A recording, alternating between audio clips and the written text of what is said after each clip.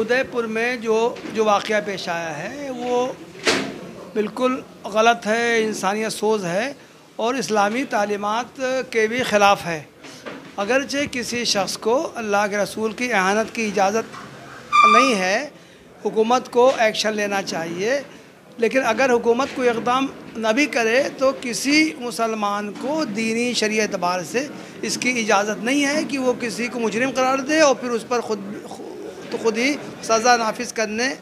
لگ جائے۔ اس لیے یہ جو واقعہ ہوا ہے کہ کسی مسلمان نے اگر کسی کو قتل کیا ہے اس الزام میں تو شرعی اعتبار سے اس کی اجازت نہیں ہے۔ جی ہم اس واقعے کی مذمت کرتے ہیں کہ یہ واقعہ اسلامی دینی اعتبار سے شرعی اعتبار سے بالکل صحیح نہیں۔ ایسا ہے نہ وہ اسلام کے حوالے سے صحیح ہے اور نہ ہندوستانی قانون کے اعتبار سے، ہر اعتبار سے وہ قابل مذمت ہے۔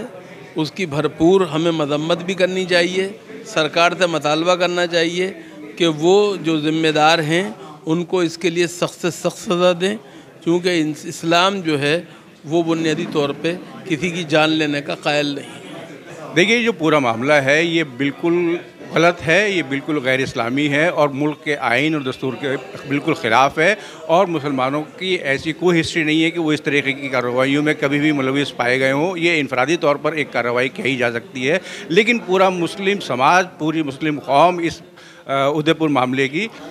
مذمت کرتا ہے۔ ادے پور والا جو معاملہ ہوا ہے بلا شبہ شرمندہ کر دینے والا ہے۔ اہانت رسول کے نام پہ یہ جذباتیت بلا شبہ اسلام کے فکری مزاج سے میل نہیں کھاتی اور سراسر اسلامی شریعت سے، اسلامی فکر سے، نصوص کے بالکل مخالف ہے۔ جہاں تک ہو سکے اس کی مذمت کی جانی چاہیے، اور خاص طور سے ہندوستانی جو علماء اور اصحاب دانش ہیں ان کی یہ ذمہ داری ہوتی ہے کہ وہ اس پہ غور کریں کہ اس طرح کے واقعات کیوں ظہور پذیر ہوتے ہیں، اور اگر ظہور پذیر ہوتے ہیں تو ہمیں اس کے لیے کیا کرنا چاہیے، پیشگی طور پہ ہم اس کے لیے کیا کر سکتے ہیں تاکہ اس طرح کے واقعات ظہور پذیر نہ ہوں۔